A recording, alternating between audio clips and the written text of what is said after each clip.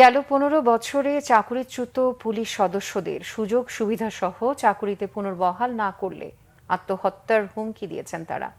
শনিবার দুপুরে পুলিশ সেনা দপ্তরের সামনে মানববন্ধন থেকে তারা এই ঘোষণা দেন। তাদের অভিযোগ, প্রায় ৪৫০ পুলিশ সদস্যকে বিনা কারণে চাকরিচ্যুত করেছে বিগত সরকার। বিস্তারিত জানাচ্ছেন জিয়া খান। আমাদের কি অপরাধ ছিল? আমরা ছিলাম জনতার পুলিশ, মানবতার পুলিশ, এটাই আমাদের অপরাধ ছিল। শনিবার দুপুরে পুলিশ সদর দপ্তরের সামনে মানববন্ধন করে অবস্থান নেন চাকরিচ্যুত পুলিশ সদস্যরা। তাদের অভিযোগ, বিগত সরকারের আমলে কখনো অকারণে কখনো তুচ্ছ কারণেই চাকরি হারাতে হয়েছে তাদের।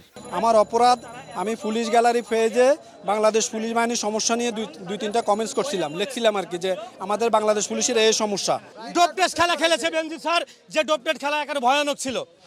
কাউরে দিছে যারা যারা দেখা যাচ্ছে মানব উদ্ধারের শ্রেষ্ঠ অফিসার, চিহ্নিত মানে দক্ষ অফিসার, তাদেরকে ফেলে দিছে। আর যারা ওই একই অপরাধের কারণে কাউকে চাকরিতে বহাল রাখছে তার চামচা রাখে। তবে বেশিরভাগ পুলিশ সদস্য ব্যক্তিগত প্রতিহিংসার শিকার বলে দাবি করেন। ফেসবুকের কমেন্ট নিয়ে অনেক ধরনের চাকরি খাইছে। আমি সহ আমার পুলিশ সদস্য অনেক আছে, আমার সহকর্মী। এখন আমি আমার সকল সদস্যের, আমি সহ যতগুলো লোক দাঁড়াইছে সবার চাকরি পুনর্বহালের জন্য আবেদন জানাচ্ছি। 4টা বিভাগীয় মামলা করছে এবং একটা বছরে আমাকে 10টা জায়গায় পোস্টিং করছে এবং বিভিন্ন জায়গায় হয়রানি করছে। অনেক নির্যাতনের শিকার হয়েছি।